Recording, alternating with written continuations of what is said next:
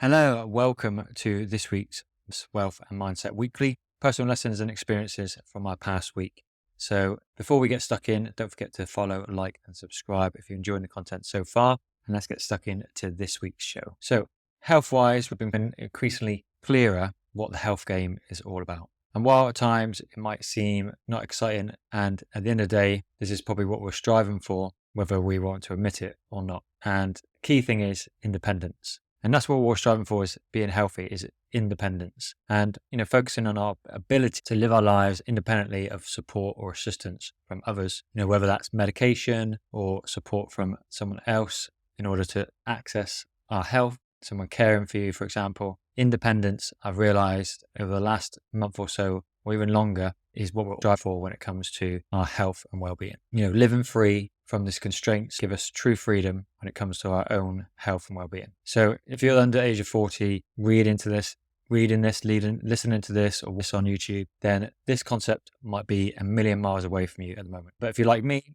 reach middle age, suddenly feel a greater sense, maybe of urgency and the need to support one's health more than maybe you had done in the past, and maybe be able to relate to that. We all generally take our independence for granted until it's taken away from us for some, in some form or another. Even a moment, for example, when you might have broken your wrist, for example, and you cannot use your full hand or arm for about 6 weeks, we soon realize that the need for others and others to support us around that time becomes so much more important as opposed to us doing it on our own. And while this might be a temporary thing, a slow decline in our health as we age can result in the need for others to support us as we get older. So what can you do about it? Looking after your health is very important. And it's very much like your pension. In the earlier you begin your pension and the more consistent you invest in your pension over a number of decades, is going to result in you having more financially independence and freedom when you choose to retire. So the same thing when it comes to looking after your well-being. Looking after your health is very much like your pension, but for your body. The earlier you begin your pension and the more consistent you invest in your pension over a number of decades, essentially is going to have the same effect when it comes to your health. So the more you take care of your health from a younger age, the easier, more independent your life is going to be as you get older, and you're going to have less need to be taken care of as you get older as well.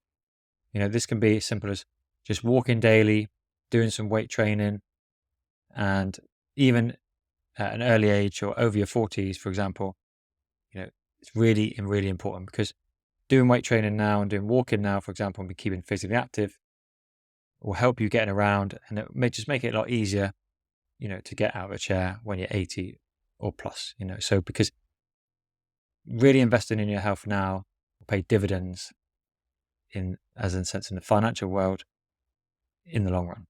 So my question for you today is, have you started investing in your health pension yet?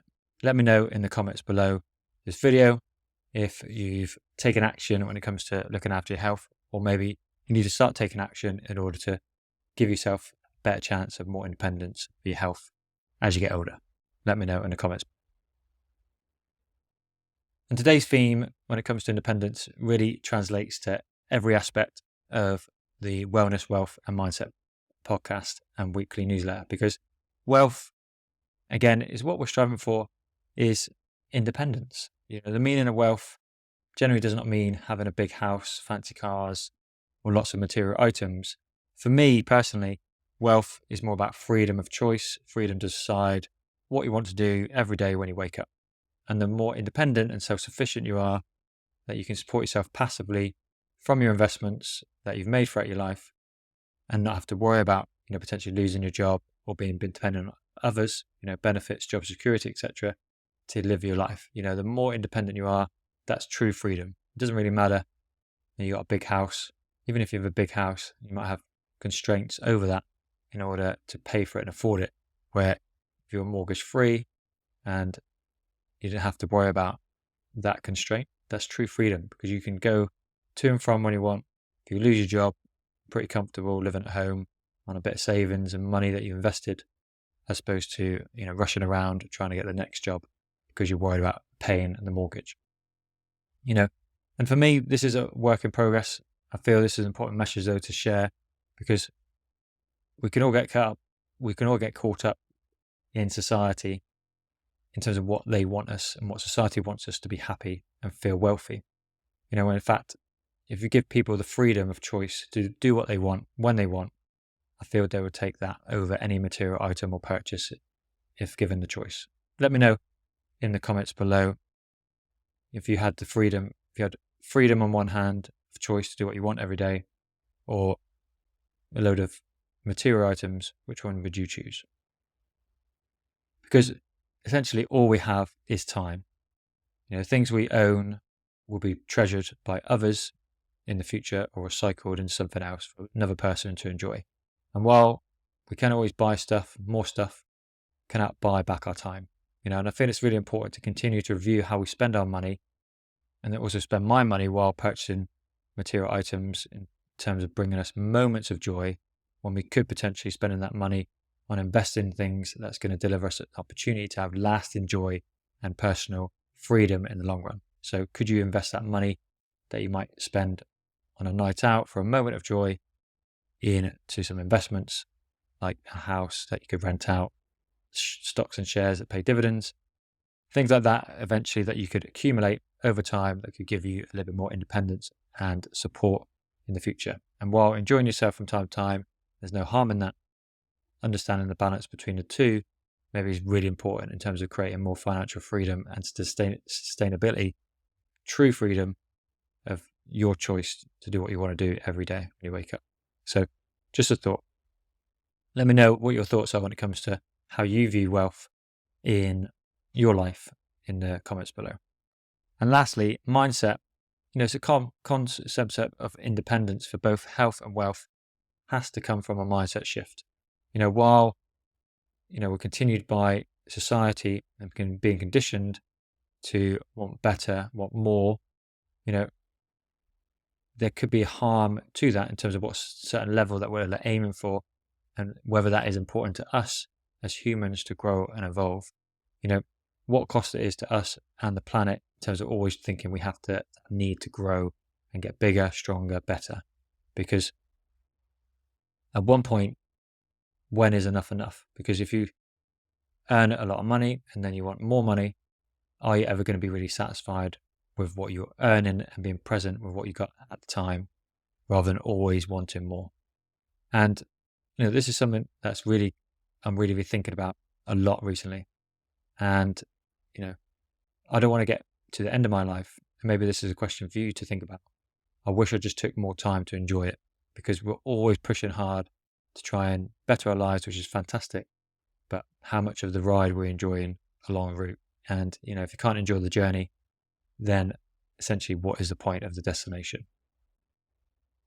So try and make time to enjoy things that make you happy, and not just what society pressures you into being happy, but what makes you truly happy.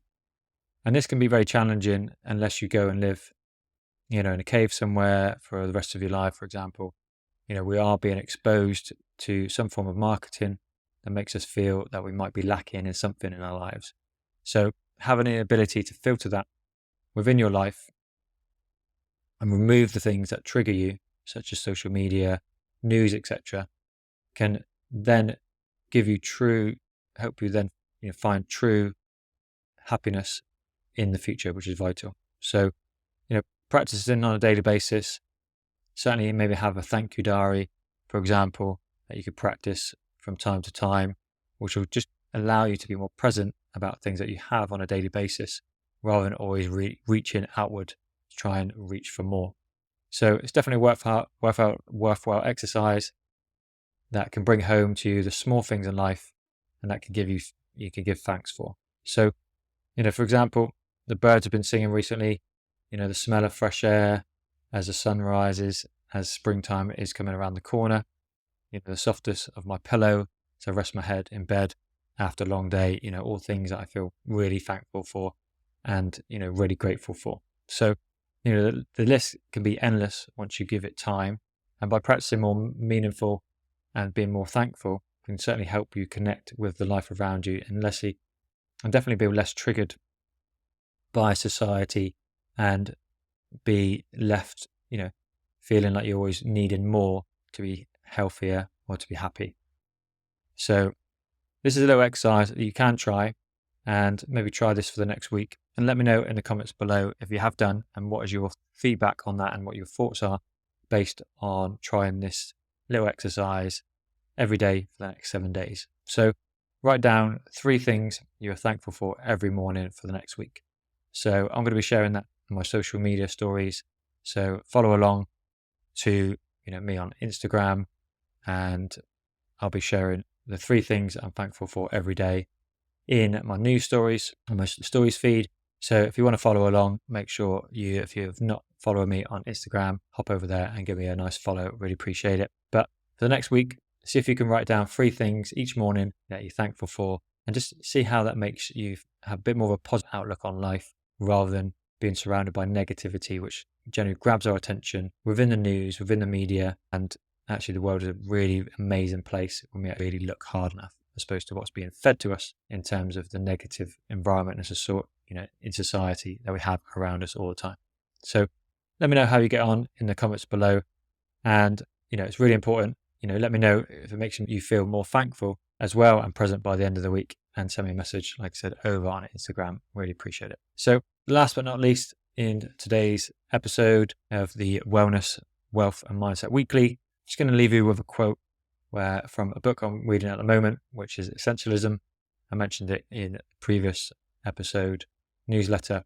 So if you haven't checked it out, definitely worth a read. It's a fantastic read so far.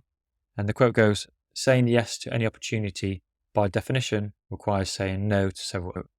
Something to think about when it comes to just simplifying our lives to make us happier, rather than reaching for what society feels that we need to have to be busier, have more stuff in order to feel healthier or to feel happier because of a lot of material items and stuff we're doing. So worth a read if you're looking to simplify your life and make it clearer and less noise around you in order to manage your well-being mentally, physically in the future.